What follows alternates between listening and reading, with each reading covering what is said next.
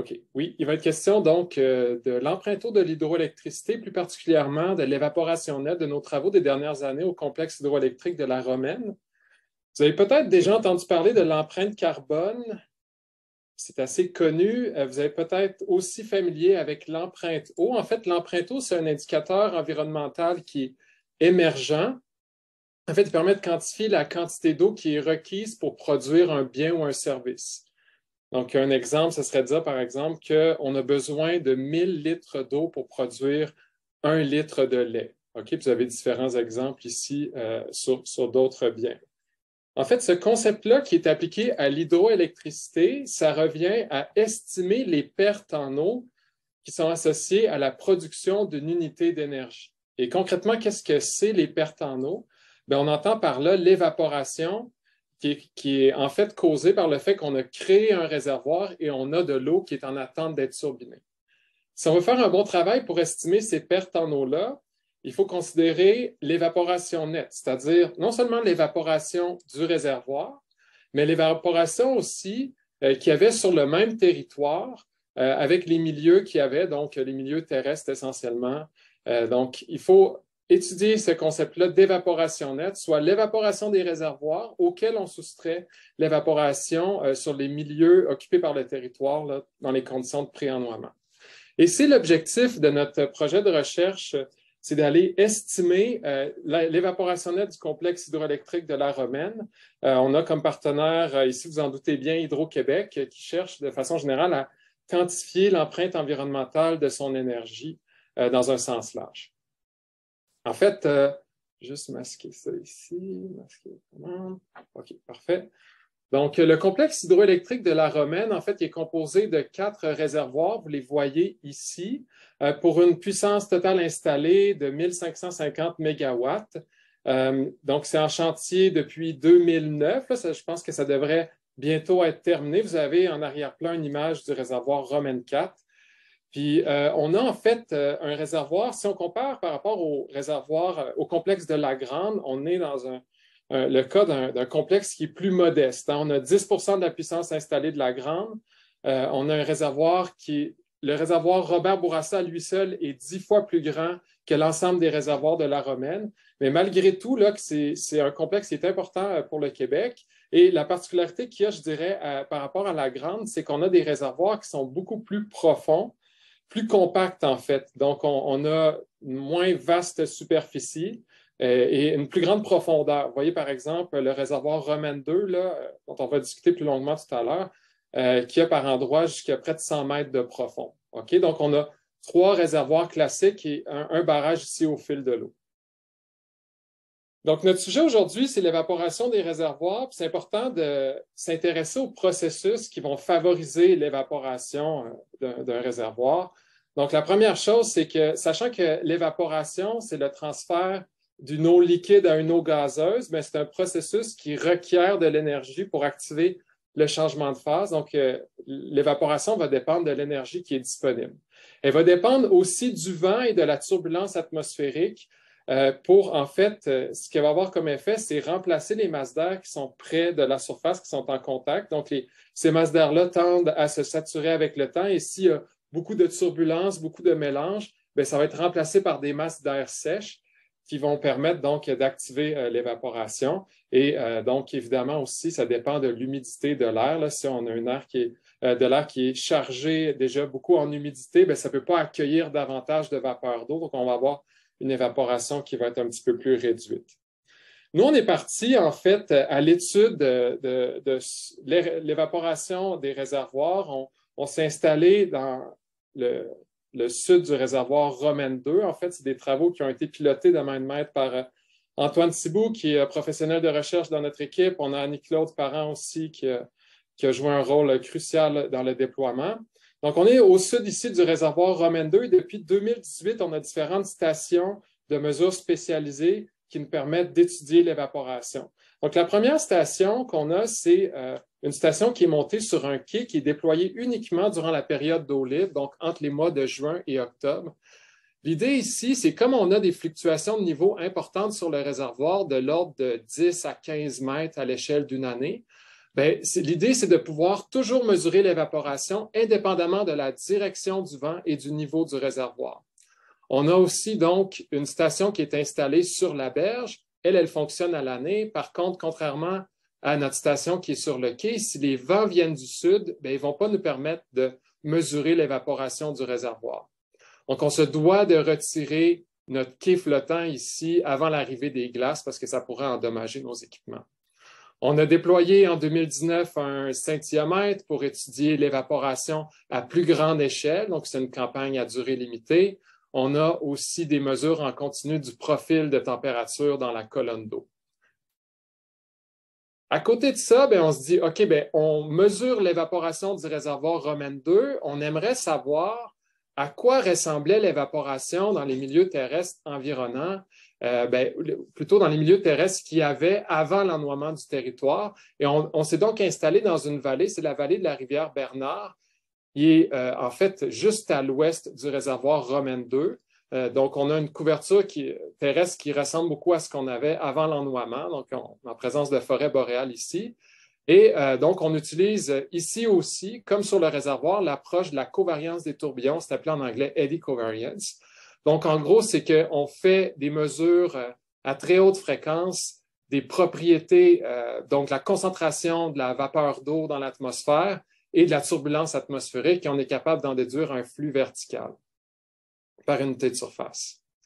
Donc, quelques résultats. En fait, je vous ai dit qu'on a des travaux depuis 2018. Donc, on est maintenant à l'époque, on est capable de faire un peu des bilans des dernières années. Donc, je présente ici des travaux qui sont menés par Adrien dans notre équipe, Adrien qui est étudiant en doctorat. Donc, si on regarde l'évaporation annuelle de notre site en milieu forestier, on voit que ça suit pas mal ce à quoi on s'attendait, c'est-à-dire une augmentation. Bien, on suit essentiellement le rayonnement solaire tout au long de l'année avec des valeurs maximales d'évaporation en période estivale qui nous annoncent qu'on est en plein cœur de la période de croissance et il y a beaucoup de transpiration. Et ensuite, on a un déclin avec l'arrivée de la saison froide. Durant la période hivernale, on a typiquement de la neige au site des mois de novembre à mai, mais on a quand même des pertes. On appelle ça de l'évaporation, mais c'est en fait de la sublimation. Donc, c'est simplement de la neige qui passe de la phase solide à gazeuse. Donc, on a quand même des pertes non négligeables aussi durant cette période-là. Si on compare avec ce qu'on a mesuré sur notre réservoir, bien, il y a plusieurs trucs qui sont intéressants. D'abord, première constatation, c'est que les milieux aquatiques se comportent très différemment des milieux terrestres. Il y a plusieurs choses là-dessus. La première chose sur laquelle je vais attirer votre attention, c'est que notre réservoir, lui, est couvert de glace des mois de janvier à mai. Donc, on pourrait s'imaginer qu'il s'agit essentiellement comme un couvercle sur l'évaporation du réservoir, mais en tant que tel, on a aussi de la sublimation qui se produit, la sublimation de la glace et de la neige qui est au-dessus de notre réservoir. On a en général un petit peu plus de sublimation sur les milieux forestiers parce qu'on va avoir de l'interception, une plus grande surface de contact que sur notre réservoir. Donc, parlons un petit peu de la période de couvert de glace. En fait, comme le réservoir est très profond, je vous ai expliqué que c'était le réservoir Romaine 2. En fait, le couvert de glace va s'installer très tard dans la saison. Donc, vous avez ici, par exemple, une photo qui est prise. Là, on regarde vers le nord du réservoir. On est à l'extrémité sud. Vous avez donc en 2018 au 23 décembre et au 20 décembre en 2020, là, vous avez une image satellite qui montre qu'ici, c'est plutôt noir, donc il n'y a pas de glace. Il y en a un petit peu dans les sections qui sont moins profondes. Et quelques jours plus tard, bien, une dizaine de jours plus tard, là, on a le couvert qui s'installe ou presque. Là. On voit qu'ici, il n'est pas encore tout à fait installé.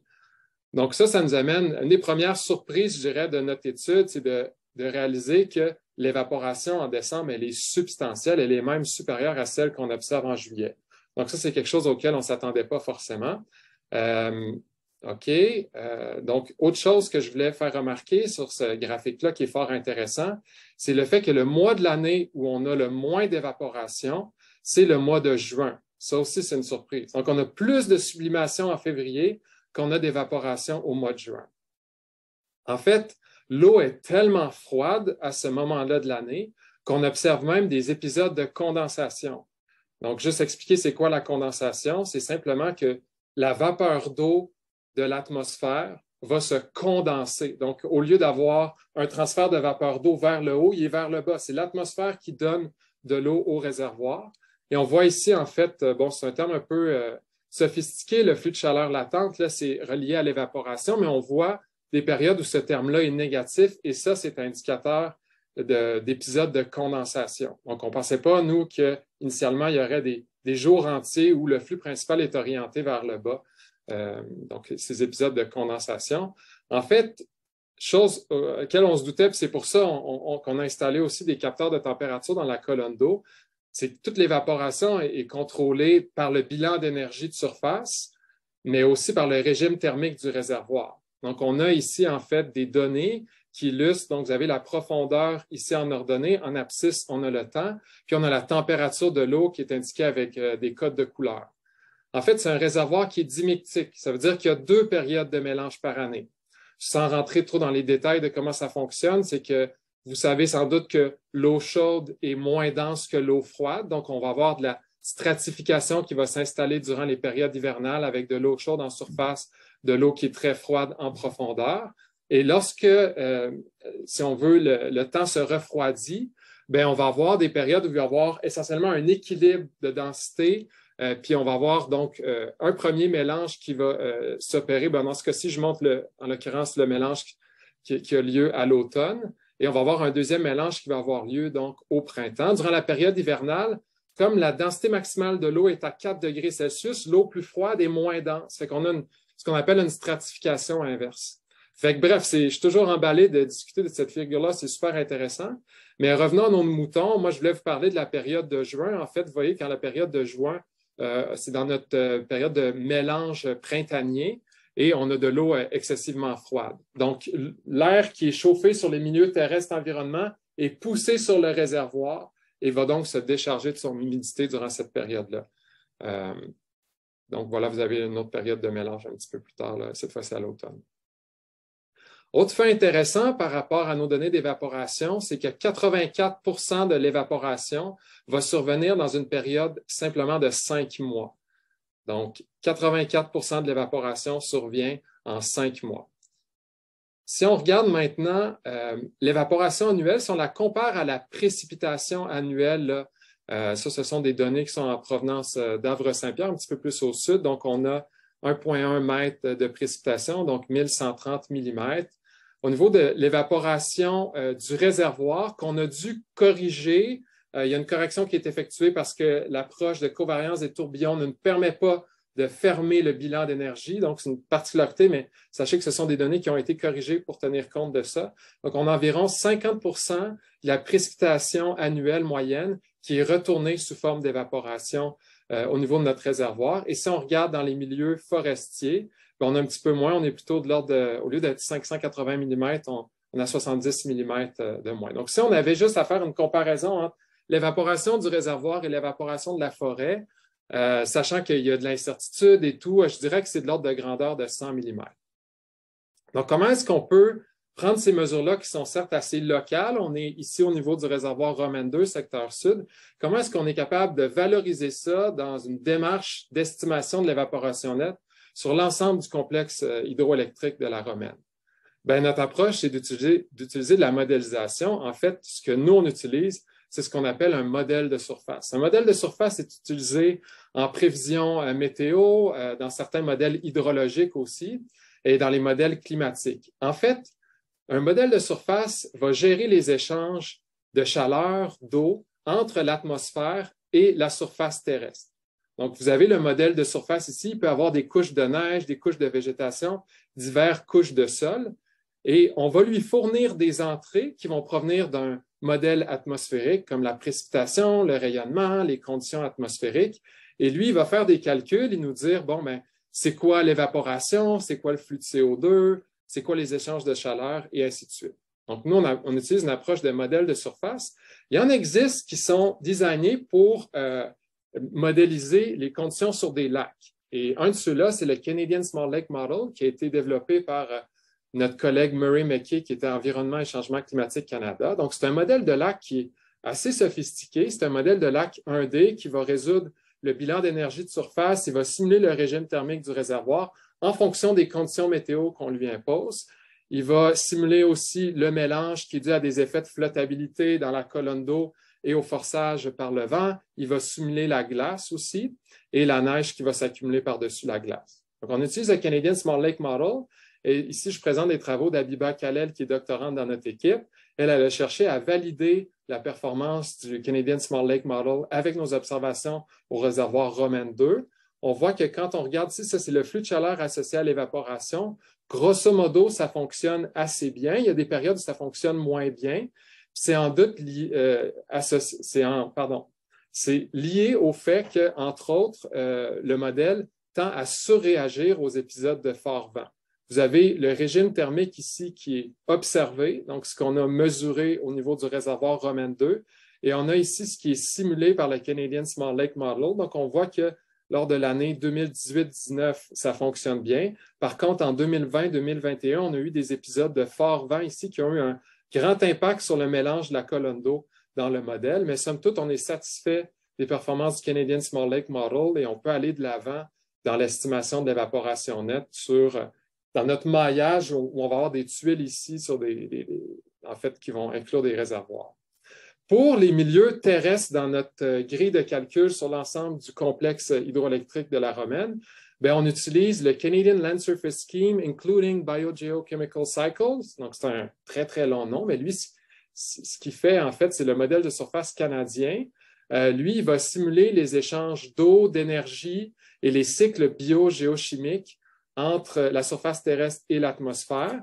Vous voyez ici, la figure, c'est assez compliqué, tout ce qui est tenu en compte. Le modèle permet même d'avoir une végétation dynamique, c'est-à-dire d'avoir la croissance de la végétation. On peut le faire tourner sur des centaines d'années, puis en fonction des conditions atmosphériques, la végétation va croître et tout. Donc, nous, c'est ce qu'on a utilisé ici sur l'ensemble du complexe. Ce sont des travaux qui ont été pilotés par Marco Alves. Et évidemment, ce qu'on a cherché à faire, c'est à valider Classic, qui est le nom du modèle de surface à notre site forestier. Donc, on a l'évaporation ici qui a été mesurée, qui apparaît en noir, et l'évaporation qui est modélisée, qui apparaît en rouge. Et malgré que le modèle soit imparfait, il arrive à capturer l'essentiel des patrons journaliers et saisonniers qu'on observe à notre site de mesure. Donc, encore une fois, on est confiant qu'on peut aller de l'avant avec ce modèle-là, malgré qu'il y a des biais par rapport à nos observations. Et notre stratégie, en fait, c'est de dire, OK, bien, si on veut estimer l'évaporation nette, on va comparer l'évaporation qu'on a sur les réservoirs. Donc, vous avez ici les réservoirs Romaine 1 à 4, donc en allant du sud vers le nord. L'évaporation des réservoirs moins l'évaporation des conditions pré-ennoiement. Donc, ce qu'on a fait, c'est en collaboration avec Hydro-Québec, pour chacun des réservoirs, on a été regarder c'était quoi l'occupation du sol.